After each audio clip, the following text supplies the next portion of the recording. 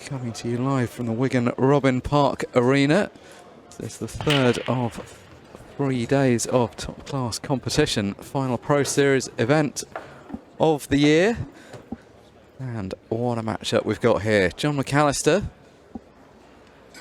prolific tournament winner already in his comparatively short career with 𝗏𝗏𝗃𝗏, takes on the winner of last night's event, Pro Series 7 champion Chris Melling, the player of the weekend without question so far. Mark Shepherd and Tony Holgate with you for this one. And after the quality we saw last night from Melling, just looking forward to seeing more of the same. Jon McAllister lost in his first round of the first event of the weekend. Jimmy Croxton knocked him out, so this time getting a second chance. He'd posted on social media after that I think he'd had something like 5 first round defeats of the Pro Series and then won the other event. It's a fairly all or nothing record. I'd be hoping that this is one of the events that he wins. Yeah, Chris Melling last night and all day yesterday, absolutely fabulous. Not saying anything of Jon until now. Chris obviously had to go and play at 9 o'clock this morning because of being in the final last night. Had a game against 𝗨𝗽𝗱𝗨𝗪 and he won that 8-3. So up bright and breezy and still playing very well. Yeah, it can go two ways, can't it? Obviously you're feeling confident having just won the event, but it can be hard to go back to the early rounds of a tournament having just played the final. Not time to go out and celebrate. I guess that made the decision for him effectively. He just had to, knew he was back in action today, so just had to chalk yesterday up and then get ready for today's match. That was a good shot. Jon had to leave exactly that angle, because if he hadn't been able to play that cannon, he'd have had a problem with these two reds. Yeah, great player, Jon. He's one of them. He's that goes out fairly early, but if he gets to the TV stages and the latter part of the tournament, he's always in the mix to win. It's one of them early, out, or very deep. Such consistency.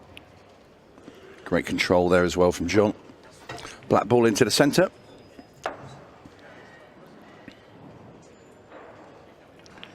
And McAllister leads 1-0. So this is his third season as an 𝗏𝗏𝗃𝗏 Pro. 4 titles already.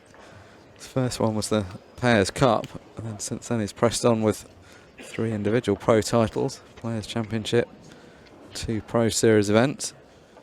He won the last Pro Series event when we were in Bolton back in July. Won the first event of the weekend against 𝗪𝗏𝗪𝗏𝗀.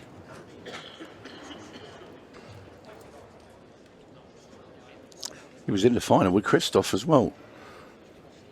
Not very long ago in the Masters. Yeah, that's the only time he's lost in a final. It's been in 5 finals. He's won 4 of them. Lost to Christoph Lambert. That was our last event. Not a bad season. He's up to 3, in fact, in the ranking. He was on course, I thought, to win the last man standing as well. He was there very late on in the last 3 or 4 players, and in the end it was Phil Harrison that did him in and then carried on and just got over the line in that as well. So Jon just such a good competitor. Poker face as well. No real emotion.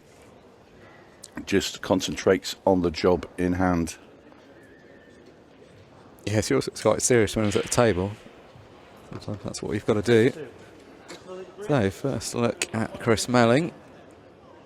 One of the all-time great finals we witnessed from him last night. He was making quite a lot of use of the cut break last night, which we were querying at the time. Looks like he's going to carry on with that.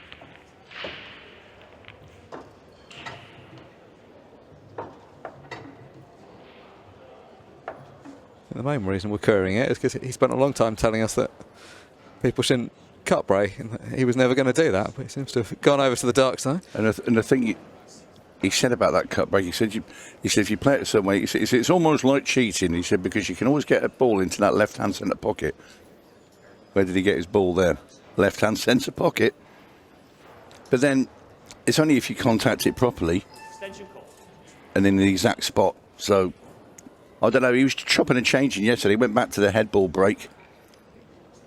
He prefers that break. But then, again, last night when he played John Chambers in the final, John switched his break, and he's a head ball break player. He switched to the cut break after being successful with the head break. Yeah, I thought that was one of the most surprising moments of that final. I mean, we were saying at the time, weren't we? Yeah. It's one thing if you break from the front a couple of times and it comes up dry, but he was having so much luck from the front ball break.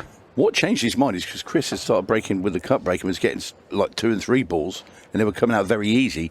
And he thought, hang on a minute, I'm going to have to try this because I'm going to get an easier finish, I think, that was in the back of his mind. But it didn't work out for him in the end. No, he did everything he could, though. He did. It wasn't the break that cost him. No. It's just the quality of, I mean, Chris broke and cleared in the decider. What can you do in that situation? Yeah, fabulous final as well. John Chambers, brilliant performance all day. Super player, super guy as well. Yeah, very popular finalist. You could see he had a lot of support in the venue. Well, the 8 must pass all those reds up in that top right. I dare say it passes into the other corner as well, but perfect position there from Chris. Yeah, it's quite guarded, that pocket, but there's a little line through for the 8 ball. He's gone to play it off the red. I don't know if he needed to. Well. I'll tell you what, there's a gap up there. If that's a big pocket, Jon McAllister now could play this red ball off the black ball and bring it away from those 2 reds, and this could be 2-0. This is incredible. Well, he did not get to where he got to in yesterday's tournament by missing the 8 ball at the end of clearances. If there was a doubt on potting on that side, it felt like he had the angle to play for it in the other corner. Good first shot from McAllister, gets everything open. There wasn't a doubt. I mean, it obviously went off those 2 reds, but he's not made contact, Will. But very bizarre. To get that out of the way. I suppose if you're going to do it right at the beginning of the match when your opponent's only got 1 frame, is a better time than when you're playing the decider.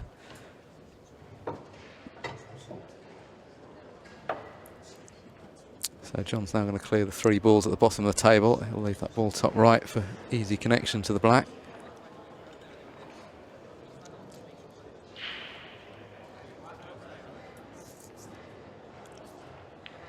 Come on, you're the stat man, Mark.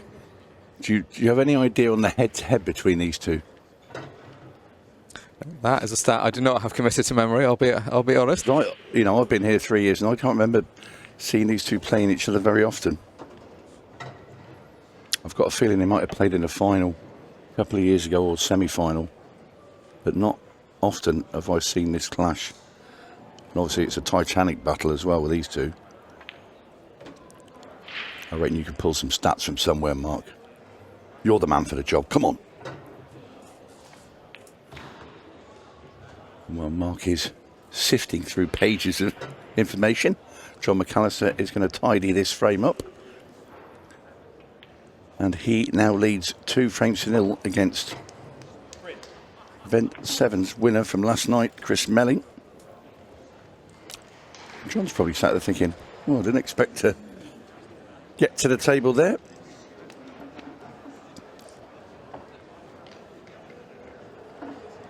But when he did not make a mistake.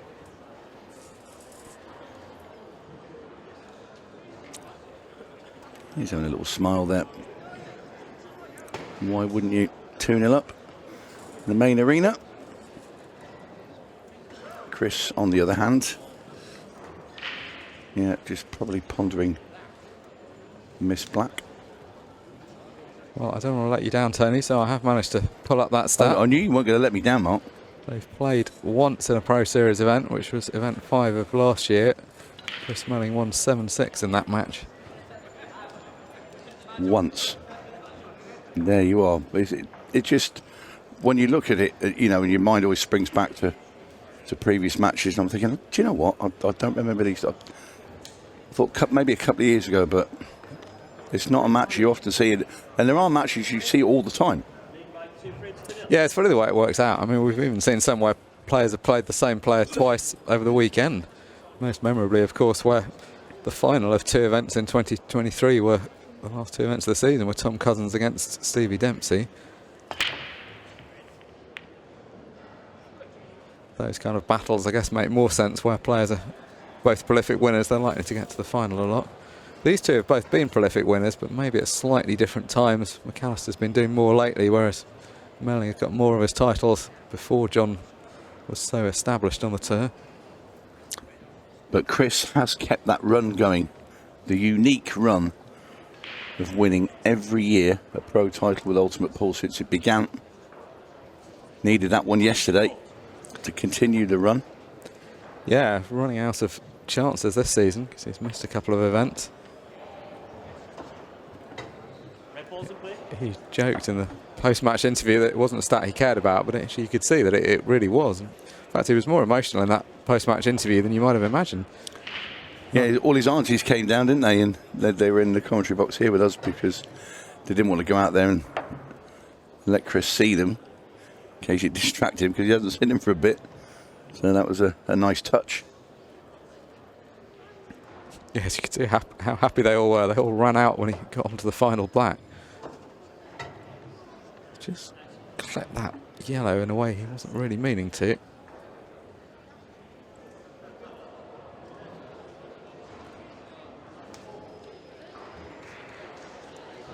Wants to leave the red at the bottom of the table for the 8 ball.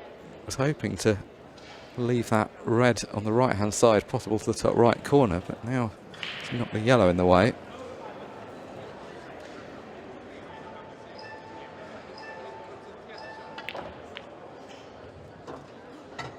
Well, yesterday every cannon he played seemed to turn to gold, but he's played one cannon by mistake and another one that's gone wrong. In fact, the cue ball's only just finished moving. He went into that with so much pain.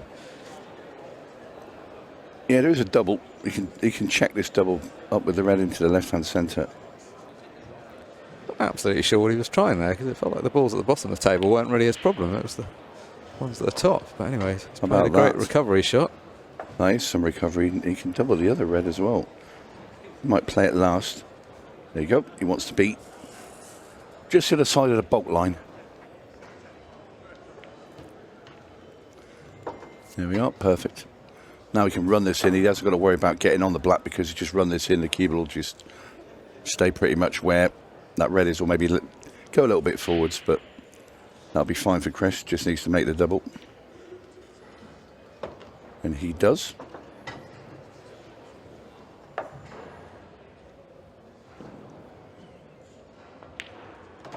And in goes the black ball, and Melling gets his frame on the board. That was a much harder finish than the one previously when he missed the black. Yeah, for sure. And seemed to make it harder. Most of the balls weren't when he started that clearance. Knocked 2 of them safe in the course of potting the other ones. That's what he can do, though. That's why he's so much fun to watch. He's never really out of a clearance, even if he appears to have a couple of balls safe. Probably not the frame he should have won, as you say. It should have been the previous one. That is his first frame done. So we come over to table 2, where the match is still ongoing between Eddie Barker and Ben Doyle. Eddie Barker's been trailing through the majority of this match, but has finally got his nose ahead. And he's picked a good moment to do it. On the hill now. It's one of the remaining 2 frames to book his quarter-final appearance. So second look at the Melling break. Looks like he's going to persevere with the same cut break that we saw the first time out.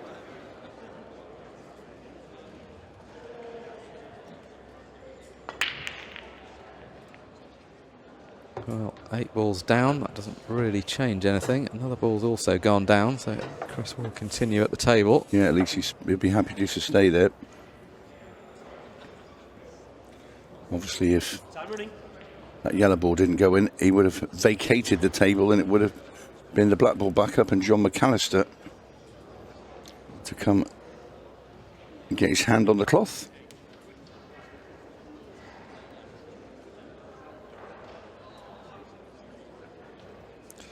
Well, putting out the exhibition shots. Not a difficult pot, but goes with the behind the back.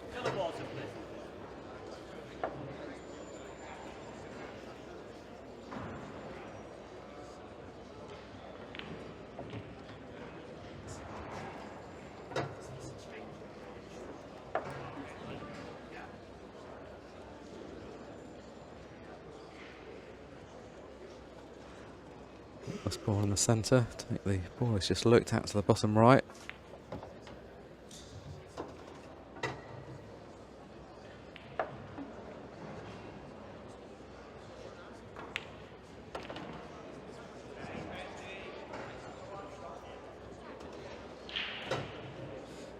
Seems to be warmed up now. Speed picking up, accuracy picking up.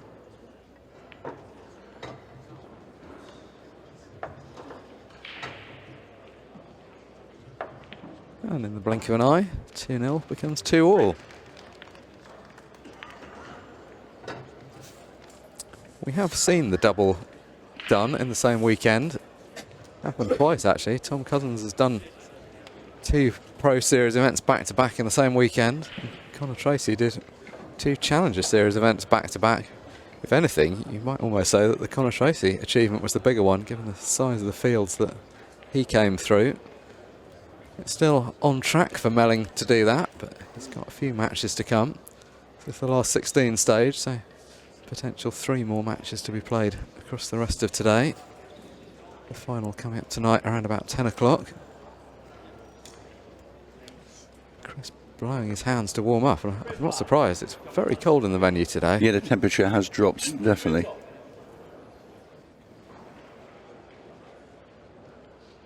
Shane Thompson 5-0 up on table 3 against Josh Kane. Yeah, Josh played well yesterday. That was one. He missed 1 ball against Chris and lost 8-7. Yeah, that was one of the very eye-catching matches on the way to Chris's title. I think that was possible. Well, at that stage, we were saying it was definitely the match of the weekend and one of the contenders for match of the season. The final, also a very high standard, could be put into the mix.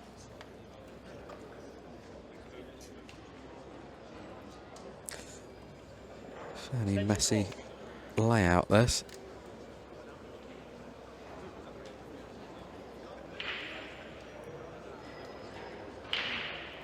Melling loves to go for a clearance, but yet to think about with this one. Just 2 more of the last 16 waiting to go on. Obviously because Eddie Barker, Ben Doyle, that's 7-6 Barker, and Aaron Davis, Ryan Bazzani, and that's 7-6 Aaron Davis. As soon as those 2 matches finish, we will get the last 2 on tables 2 and 4.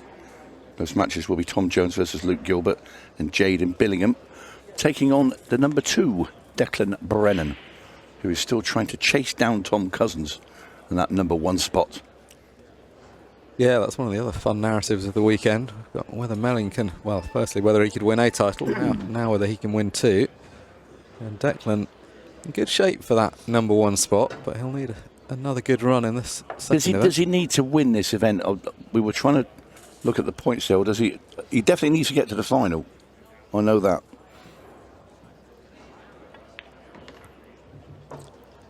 Yeah, we're hearing he needs to win, according to 𝗪𝗁𝗏. I think he just needs to get to the final. It depends how many points. It depends actually how many points he'd got. He started just under 4,000 points behind. I remember where he won a couple of matches, didn't he, in the first event? Yeah, maybe he didn't quite pick up enough. It's going to be Phil Parkin knocked him out in event 7. Yeah, he may need to win. He definitely needs to. I think that was the last 16, wasn't it? I believe. It's Chris Melling. Glides around the table. And it's looking like 3 in a row for the Yorkshireman.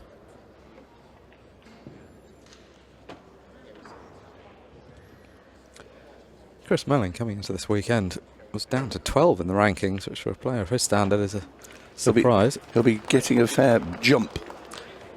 That must put him back in the top 8 already. Yeah, we don't know the exact ranking, but it depends on what everybody above him does. But yeah, it should be top 8 minimum, and if he carries on winning, it could be higher than that. There's quite a jump between Tom and Declan and the rest of the field, though. As we come over to table 2, where Eddie Barker has ground out a hard-fought opportunity against Ben Doyle. He was behind for most of this match, 7-6 up, and just this 8-ball for the win. The world over 50s champion. And Batman defeats Ben Doyle at 8 frames to 6. And there is Josh Kane waiting to get his first frame on the board here against Shane Thompson. The man from Somerset, looking to be in fine form this morning. Good chance for the first frame, but he's still going to be 4 behind, even if he gets this clearance. Yeah. That'll be some comeback, especially against a player of Shane Thompson's calibre. Shane no stranger to the winner's circle. He hit that full ball, he was banging trouble. He's okay though. But it's hard, you know, when you've had a good run in the first event, to try and pick yourself up, dust yourself down and put everything into the next event. It's a different lineup as well. It's not many of the players that had deep runs in the first one have had deep runs in the second. It's just such a standard. It's hard to do it back to back. Well, Melling comes up dry, much to the relief of Jon McAllister. A decent split as well, so Jon will be looking to finish this frame off, get back level once again. Red's all available. Not a gimme finish, but everything open. And when you consider how good a finisher Jon McAllister is, also, you know, his cue ball control is pretty much immaculate most of the time. Yeah, he's one of those players that makes the game look easy when he's playing well. He seems to play well. Well, the thing with Jon is his level doesn't drop very much. Good double act as well with his partner, or in fact I should now say his fiancée, Danielle Randall. Yeah.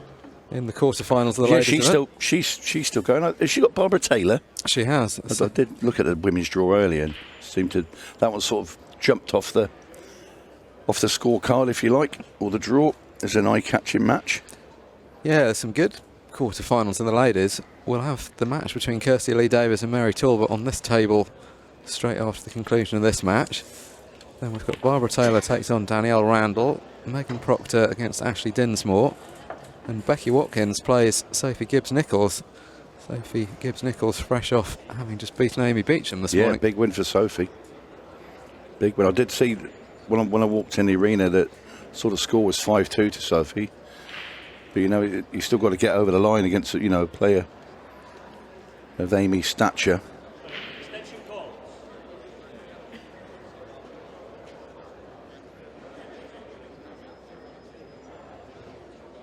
But yeah, some really good matches in the women's. Of course, they'll all be on at the same time on all 4 stream tables when the men's have completed. Yeah, just a reminder, table 2 available on YouTube, free to air. Tables 1, 3 and 4. This is table 1, all available on Ultimate Pool TV and by subscription to the Ultimate Pool YouTube page. Thank you for your company, those of you that have been with us across the course of the weekend. It's the third of 3 days of action. Feels like we've already seen a lot of good pool played, and we've still got finals night, or the second finals night to come tonight. It's a big table outside next to the main arena with all the trophies on. There's still a lot of trophies to be awarded. Got 4 challenger tiers, next gen, disability series, ladies pro and challenger, men's pro, and also a team competition. Well, unexpected there from Jon. Yeah, he doesn't want to be doing this kind of thing, does he? Chris got off to a slowish start in this match, but seems to have picked up pace now. And that's what Jon thinks of that. And I dare say Chris Melling would have been surprised as well to be at the table. This is where he's got to take advantage, and I think he will with the layout of these yellows.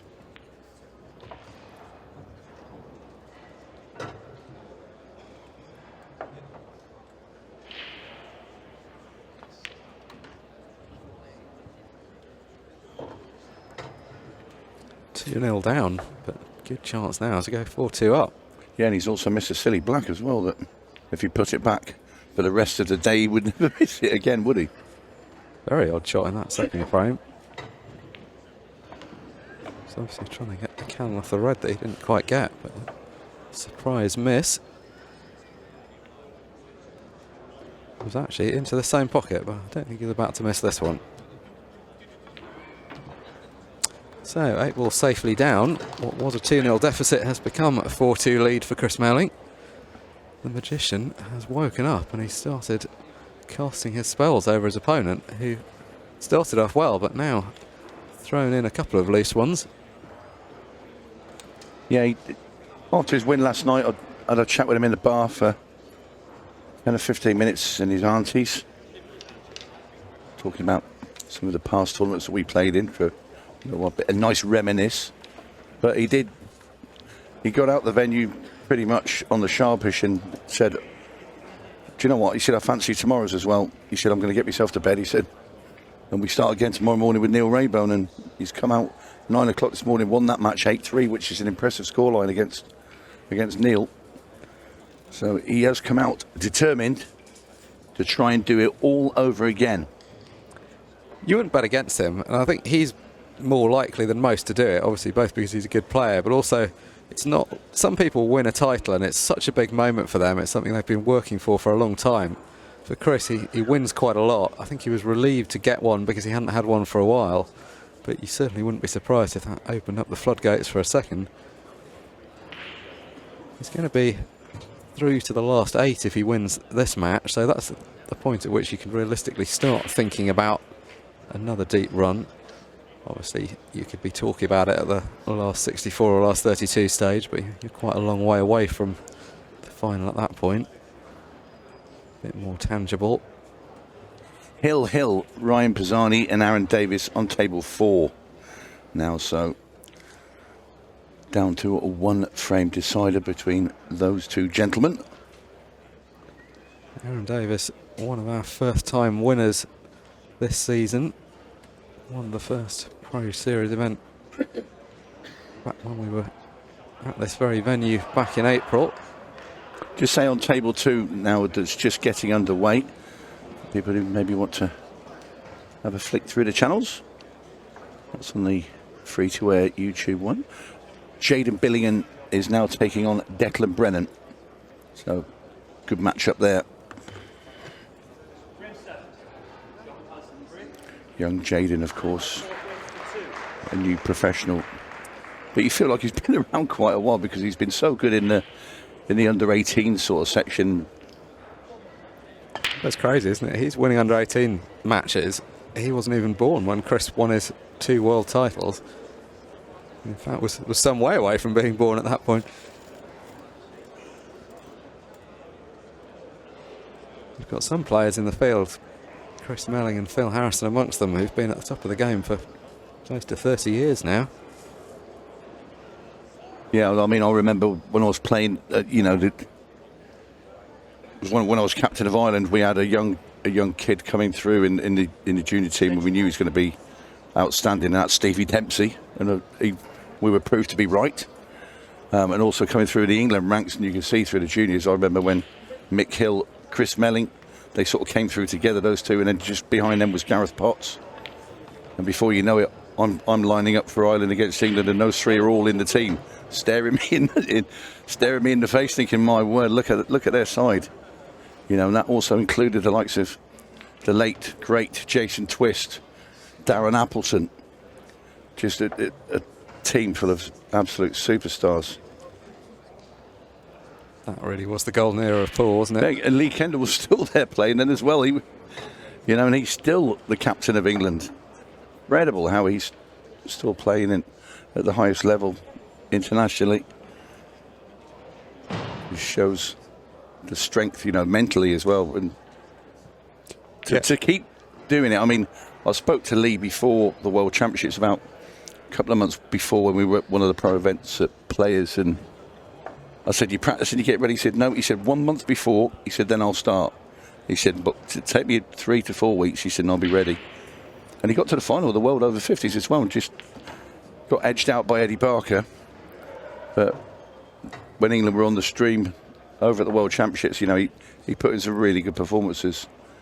You know, so fair play to him. Yeah, I was talking to him about it yesterday. He's been playing the England team 37 years. It's an incredible achievement. 23 world titles. It's a crazy number. He was adding up how many they'd won. We had Robert Brady that went on and on and on. He's now moved over to the over 50s, but he was in the main Irish side only up until last year, and he came in 1996. As just a young pup that came through. He's from 𝗪𝗁𝗃𝗃 in Ireland. That's a good shot from Melling. Great shot. To load up the side to check the cue ball. Well, 2-0 has become 5-2 now. All starting to look quite one-sided. Jon McAllister started off well, but not looking so good now. No, well, Melling doesn't play for England anymore, does he? So, you know, left the sort of international scene, just concentrating on professional pool, obviously because of all the different disciplines he plays as well. But he was like fantastic when he played, you know, even at that one frame pool internationally. I mean, we had some decent sides, but that England side was incredible.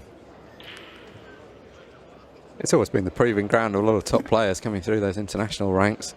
That England team was just sublime, the one from the early 2000s that included all those great names that you've just talked about. Certainly. Big shout out, by the way, to Thomas Kinsella. Hope you're still recovering over in Ireland. Old teammate of mine. Dracula's coach, remember we used to call him. Superstar player for Ireland for many years. So Chris Melling is on course to keep this run going of this weekend. Is he going to own the entire weekend, Mark? Be quite something, isn't it? A year or two ago, you wouldn't have been surprised if that was the story, but he's had a quiet season, partly through not being at all the events, but even the ones he has been at, it's not been, by his own very high standards, the best of seasons. But this one weekend, and it's already turned around. Even if he does nothing more, it's an unbelievable weekend. But if he was to have a second deep run as well, what a story that would be. I tell you, Josh Kane's nicked another frame back against Shane Thompson, 5-2 now. Jaden Billingham's got the opener against Declan Brennan.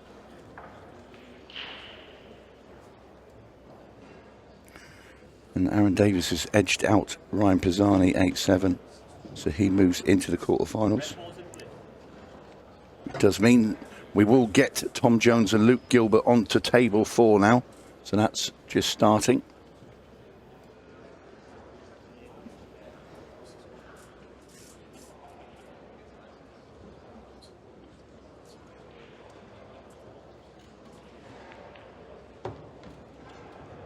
Trying to play the delicate positional shot for the gap and has overdone it. He might be able to sneak through and get that plant, you know, still.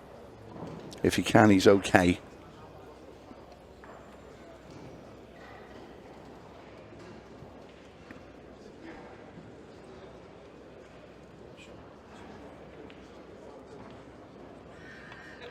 So he moves on to plan B. Oh, that's a good nudge as well. Yeah, enough to have caught that red on the way back. That's just set it up.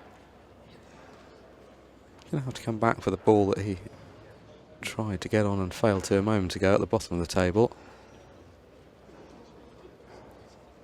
So going to play this as an attempted combination shot.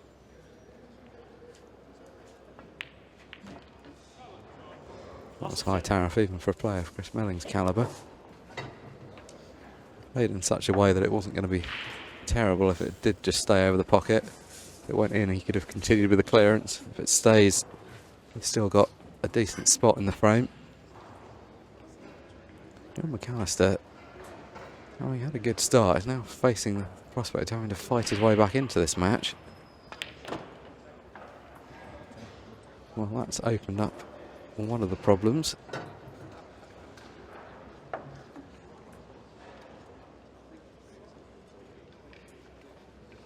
Five in a row for Melling, so Jon would like to break that run.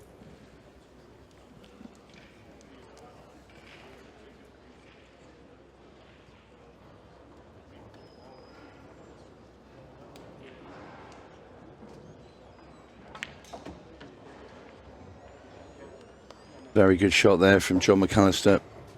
Opens up the yellows now. Turned out well because the black still goes. He can leave the ball that's closest to the cue ball till last to get a position onto the black. Absolutely.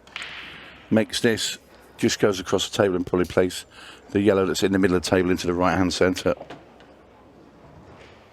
And that should do Jon. Back to 5-3. Keeping himself in sight of Chris Melling.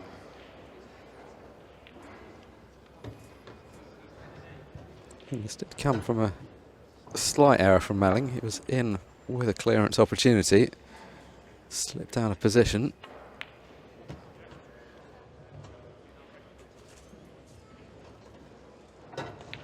That's better from McAllister. That's what he needed to do to get himself back into the match. Just over half the match played, 24:49 remaining on the match clock. Not very likely to be a factor, as it rarely is in any match involving Chris Melling.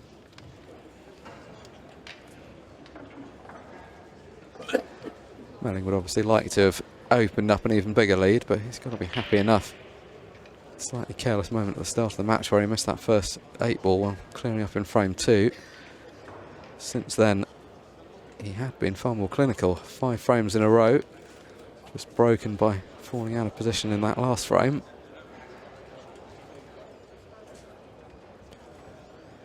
So we have a look over to the match involving the young superstar Jayden Billingham, who's 2-0 to the good already against the more established Declan Brennan, the man fighting for the #1 ranking. If he wants to keep alive that hope of the #1 ranking, he's going to need to turn this match around.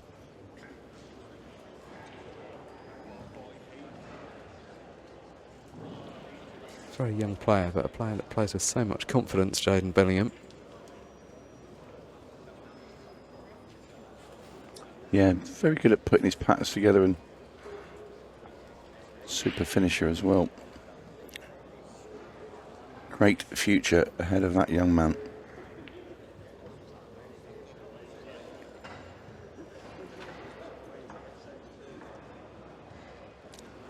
That wall in the middle there, I think you can just pop that and top the cue ball through.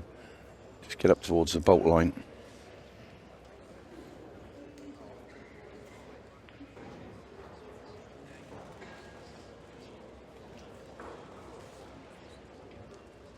Declan will be concerned if Jayden was to take this finish. Now go 3-0.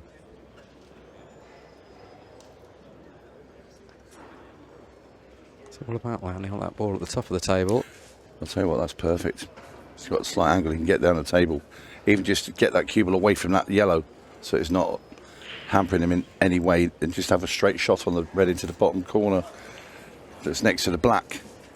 Black will go past the yellow and the other one's over the bag, so you feel if Jayden just pots this ball, gets that cue ball anywhere near straight and away from that yellow, then that is going to be 3-0. And the man from Northern Ireland might have a few alarm bells ringing. Yeah, he's got aspirations of a deep run. Anything short of a very deep run is going to be a disappointment for a player of his calibre. It's not really been a great weekend for the favourites, with the exception of Melling. A lot of seeds going out early. Tom Cousins going out early in both events. The other big names falling by the wayside in rounds 1 and 2.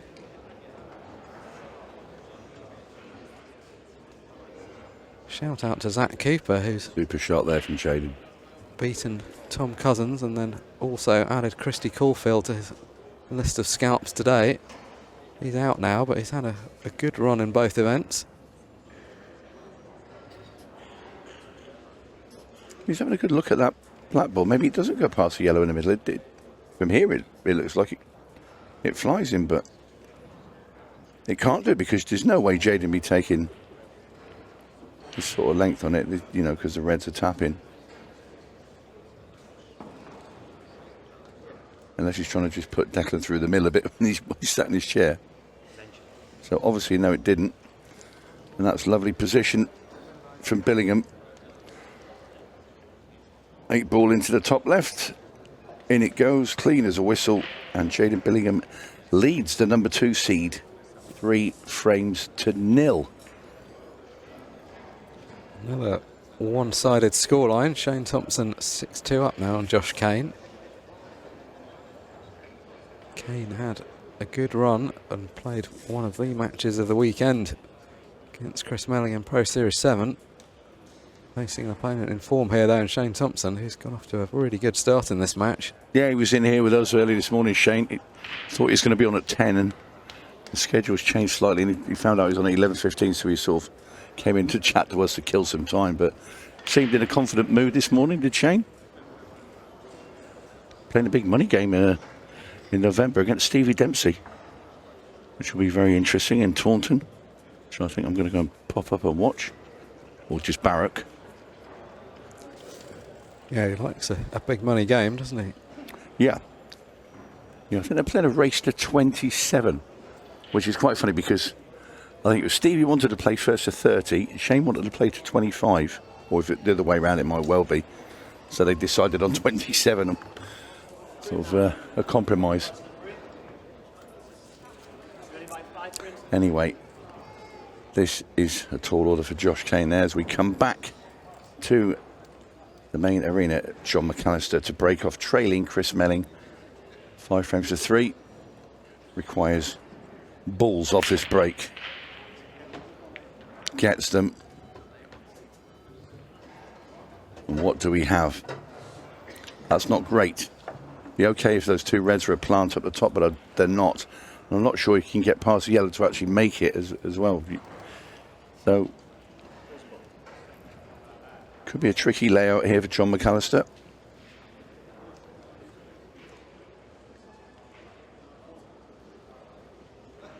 Extension calls. I mean, maybe you could just sneak past and try and play that cut plant. Has to take reds because of the 2 yellows that are tucked behind the 2 reds at the top left of the table. Red balls in.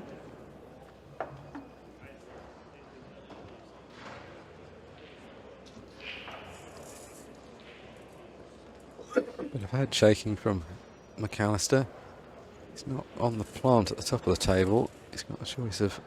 He sort of landed in the middle of those 3 reds, and I don't know which one he was trying to play on because it's hard to tell where he put the keyboard, if he was short or if he'd overhit that. But he's okay. I mean, it's not as if he's going to miss this pot.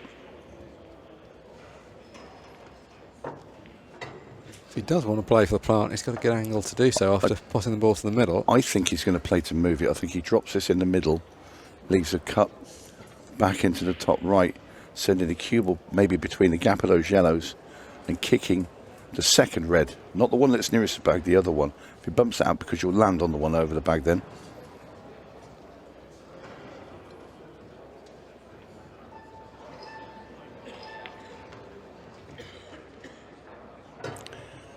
There you are. That's what he's pointing at that now. So he wants to cut this in. It's probably a little bit thinner than he'd have liked.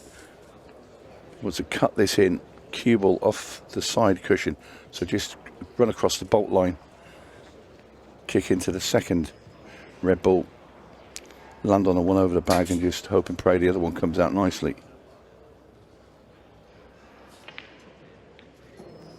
Well, missed the pot.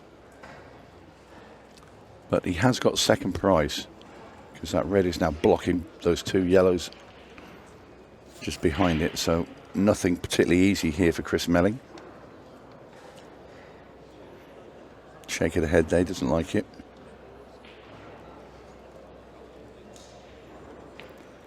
Knowing how Chris thinks, he'll be thinking he didn't deserve to be rewarded with blocking that pocket because he missed.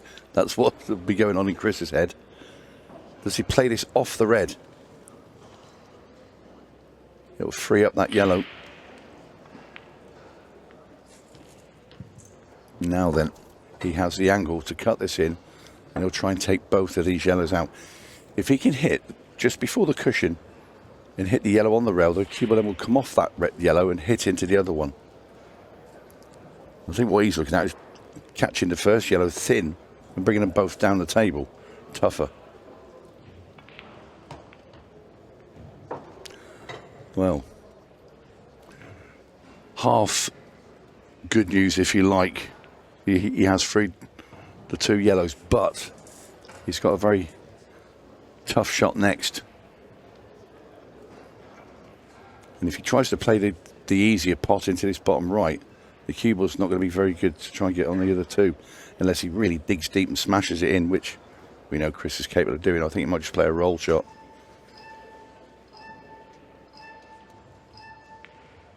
Yeah, just go for the little safety. It wasn't worth the risk, and Chris deciding the best percentage shot was that.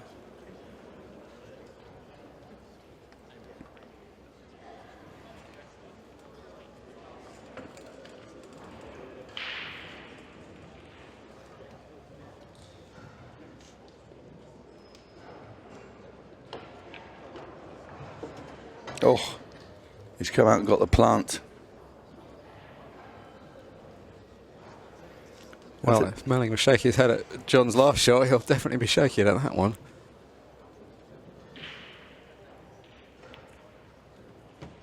Well, that was a position where Chris must have thought worst case is at least coming back to the table with a shot at something. Yeah. That was a straight play, but it was hard to hit because you saw that Jon had to sort of climb onto the table, and it's almost as if he's playing a swerve shot because he's hitting that much side on it to check it. What a fabulous shot from McAllister. Gets his reward. 5-4. He's back in it.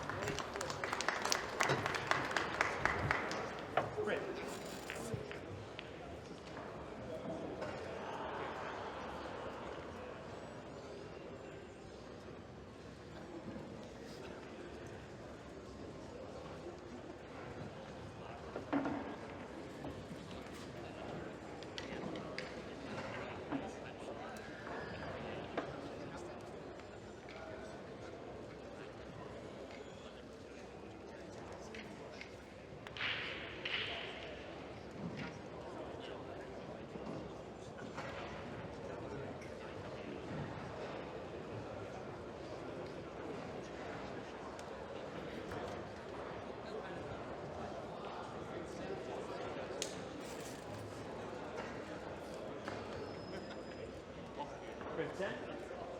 Chris Melling green. Lead by 5 frames to 4.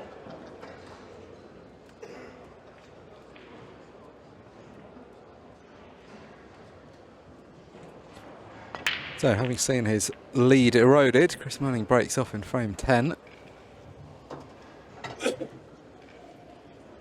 Finds a ball.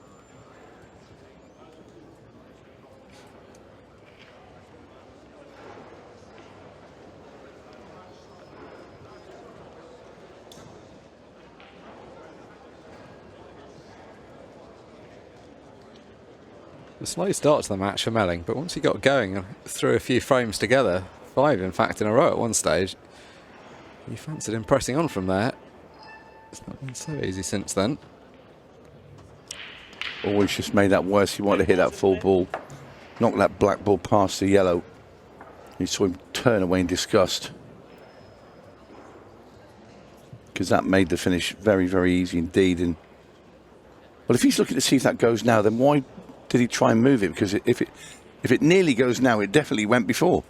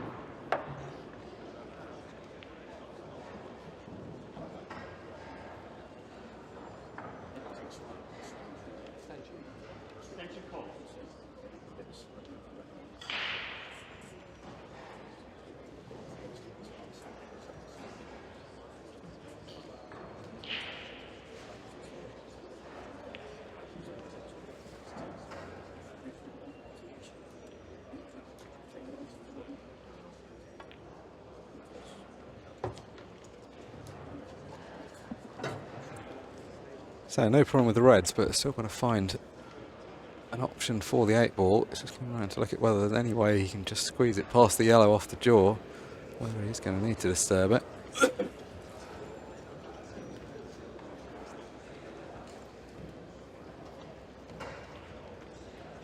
Yeah, he's looking to pot this red, come off the top rail, kick into the 8-ball and still land on that red in the middle.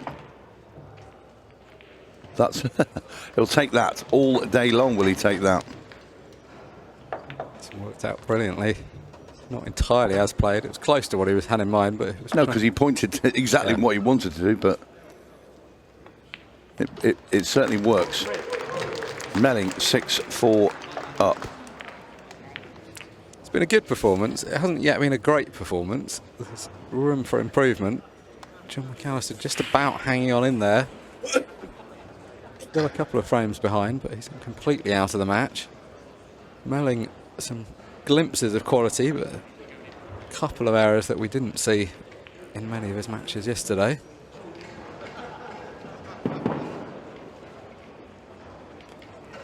Check in on the match between Luke Gilbert and Tom Jones. Gilbert with a 2-1 lead at the moment. Yep, 2-1 lead and at the table.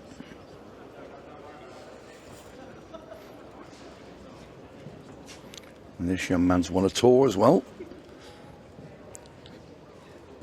A little while ago now, and he thought when he won that tour he would have kicked on and really charged up the ranking list because he's such a good player.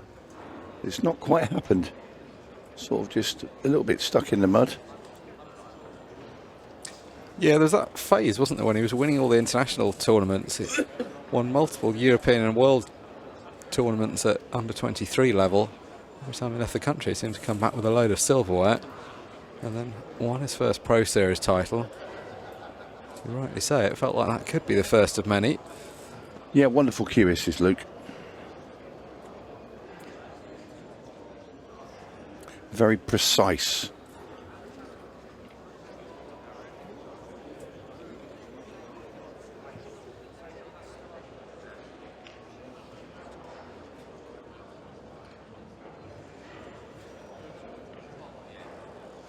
He's putting a little face there because he's a millimetre short of where he exactly wanted to be.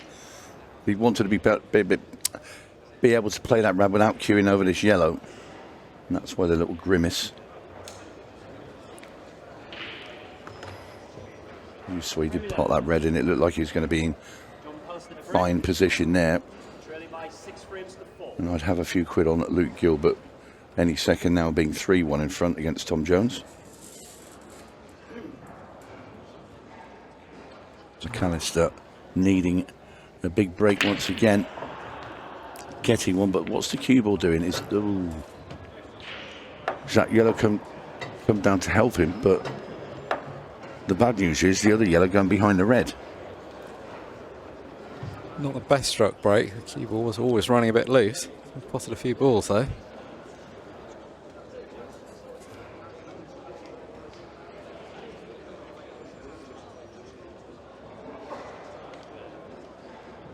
Extension call.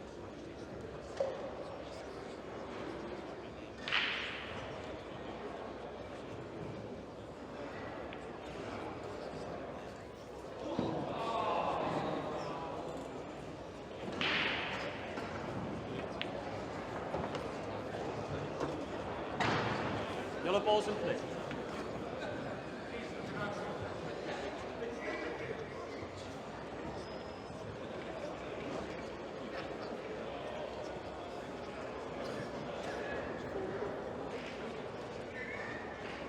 Just a reminder about the schedule for the rest of the day. This is the last 16 action from Pro Series 8. We'll be moving on to Women's Pro Series 8 after this.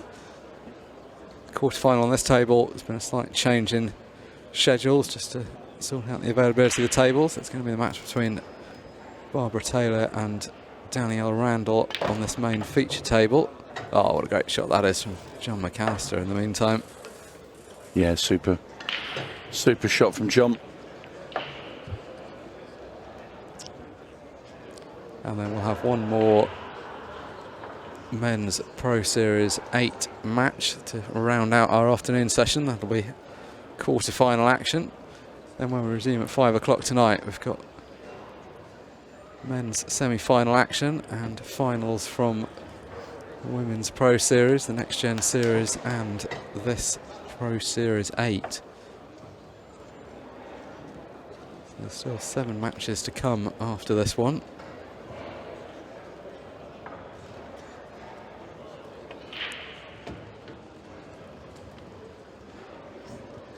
Good reply from McAllister. In a way, it's a strange scoreline because I'd say the match has been more about Melling, really, but if Jon pots this 8 ball, it's going to be 6-5. Jon's kind of just quietly hanging on in there. He's made some good clearances without doing anything spectacular so far. Just checking that the cue ball isn't tracking towards the pocket. That's why he paused for a moment to look at the line. Cue ball safely on the table. The lead cut to 1 again.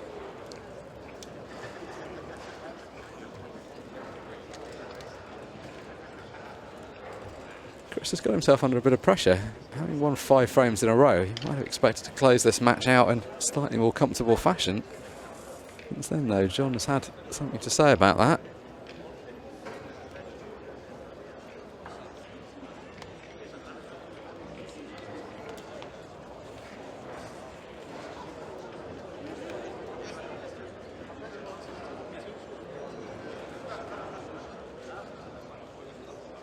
All the last 16 matches are now either completed or in play. Jimmy Croxton beat Aidan Hughes 8-4. He'll play Aaron Davies in the quarter-final, who came through a deciding frame against Ryan Pisani.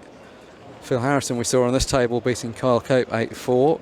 His prize for that is a match against fellow veteran Eddie Barker, who came through 8-6 against Ben Doyle. Shane Thompson has completed the victory over Josh Kane. 8-2 was the score there. And it's Shane who lies in wait for the winner of this match. And then the other 2 quarter-finals, Luke Gilbert's 3-1 up on Tom Jones, as we saw a moment ago. And Jaden Billingham, it's now 4-1 against Declan Brennan. What a split there for Chris Melling off that break.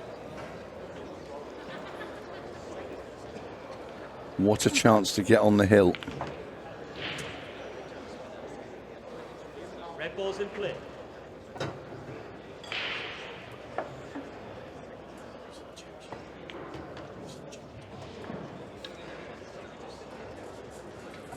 Karen on the black has just about knocked the cue ball far enough down to be comfortable on this red that he's playing. Yeah, it's nicely done again by Chris. Or is it? Can he still get through? He can. That makes all the difference. If he'd It had to does. come back for that ball, It makes a huge difference, that does, Mark, I'll tell you. Because if he'd have had to divert there to another avenue, it would have been very much a different story, so much harder. Look at the nice bit of spin he gets on that cue ball.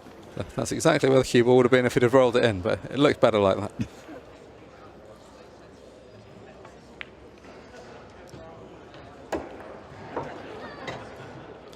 Well, Chris complaining the pockets are too big, but he's been the beneficiary of that. I was going to say, it's a good job because he missed it. So, the 2-frame lead re-established, 7-5 now. Chris just needs to win one of the remaining 3 frames. Not sure if he's more annoyed with himself for missing or the fact that the ball dropped notwithstanding the miss. I think he's embarrassed because he'd missed it from where he was. It was right behind it.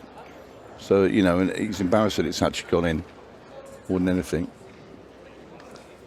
If it hadn't gone in though, he could well be Yeah, at well, 6-all, so I think he'll be happy with this outcome. I'd have turned around and said I played for it because to use the 2 jaws, get better position on the black ball.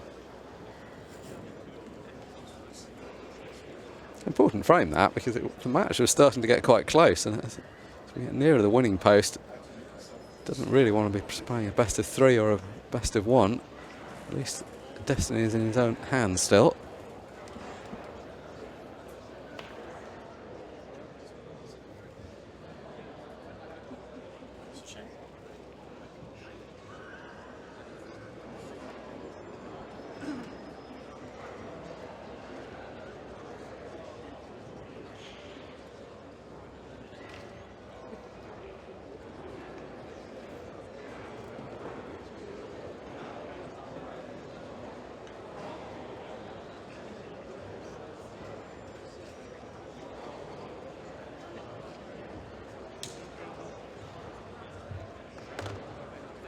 So balls racked up. It's going to be Jon to break in frame 13. Going to win all 3 of the remaining frames. 2 of those will be his own break, so a chance to get 1 of them back here.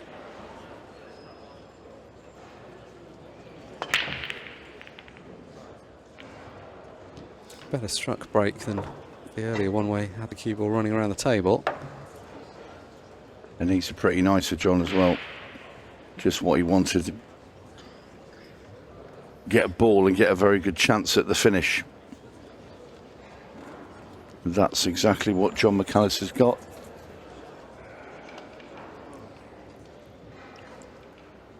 Yellow's the obvious choice.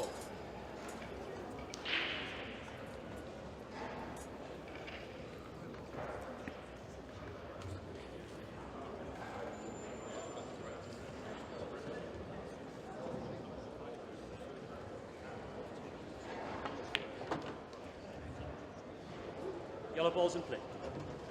I'm not sure how Jon would assess his performance. He's played quite well in spells. He's not been able to dominate this match at all. He's been able to feed off little chances here and there and just hang on. Since he was 2-0 up, he's never been ahead in the match.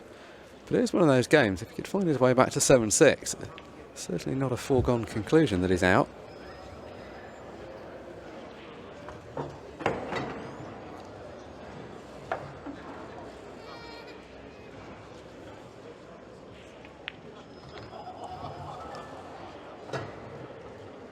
Good day for the McAllister household. We're going to see Danielle Randall, his fiancée, in action on this table straight after this match. Now does he try and get on this yellow that's next to the red? Dead straight and run through. Yellow in the corner. And the black ball in the right centre.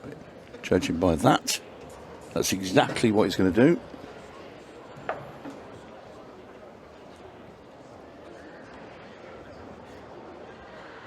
Pretty straight, but it just doesn't matter too what he much. wants, he doesn't want to leave himself where he's just rolling that yellow and putting the cue ball near the rail. He wants to be as close to that black ball as possible, which makes the pot into the middle so much easier because it's going to be played very softly. But he's got plenty of angle there to get back, I would have thought. However, that was the trade-off, wasn't it? If you play the more positive shot like that, you're not guaranteed to have the right angle. I think he's got to screw into it.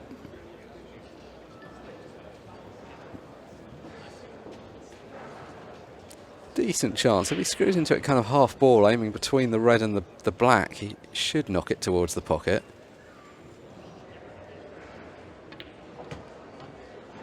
Caught it a bit thin. It's okay though. Long down into the bottom right now. At least he can get all his hand on the table. Expect him to get it. In it goes. Jon McAllister fighting for survival. Gets one back. Trails though. 7-6. Melling still sat on the hill waiting for one opportunity. And it will be him to break next.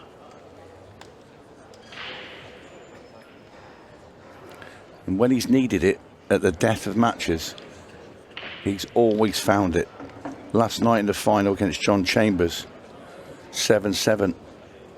Jon had just took out a really gutsy finish to level the match. But then he could do nothing apart from sit in his chair. And Melling's probably his easiest break and finish he had of the entire tournament when he broke and those yellows came out. As we look at Declan Brennan, who's in all sorts of trouble here against Jaden Billingham. His woes continue. When we last checked in on the scoreline, he was 4-1 down. He's lost the next frame as well. This will be a race to 8. They're not playing to a match clock, so the full allocation of frames will be played. But he's got to find something here before Jaden gets too far ahead in this match. Frame 14. Chris Melling to break. Leading by 7 frames to 6.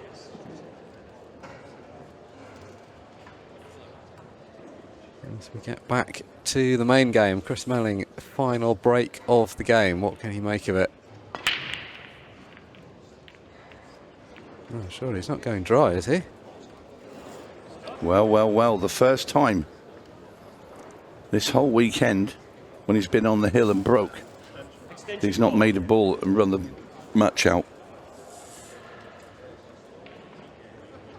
It's a big ask, but it will be Jon's break next, so if he can find a way here, it takes it to a decider. He could get a taste of his own medicine. The Reds really, they should be gone from there. Nothing to move. They all have a pocket.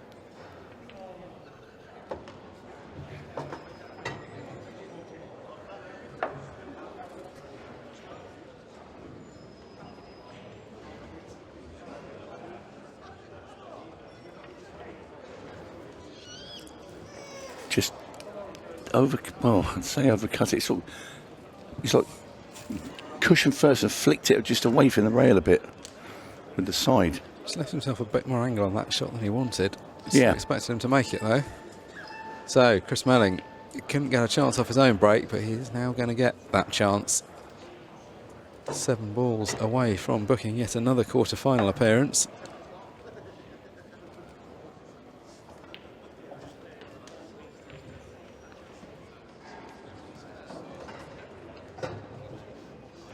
And I think that yellow goes past the black at the top as well. I think it just scrapes past. Might slide onto the jaw a bit, but if he's right behind it, he's not going to miss. And that's come out very nicely indeed. And this looks like the match.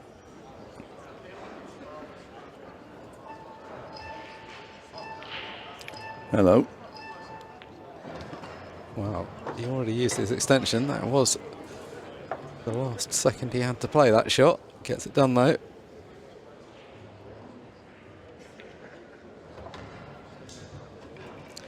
Almost seems like destiny at the moment, doesn't it? Just seems to get the chances he needs towards the end of these matches. Play a big screw shot. You just screw it into the round, back out into the middle of the table. Don't take the chance on trying to get on it too precise the other way. Got bags of room this way. Always leave yourself a shot. And that's pretty good.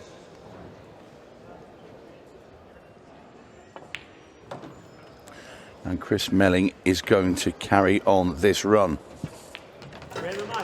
So the dream is still alive of the double. Chris Melling came through the 64-man field yesterday to win Pro Series 7, beating Jon Chambers in a great final last night. Straight back at it this morning. He's already accounted for 𝗨𝗡𝗵𝗵𝗏, and now he adds Jon McAllister to his list of victims. It wasn't a vintage performance, but he played some good stuff and he got the chance he needed to round out the victory by 8 frames to 6.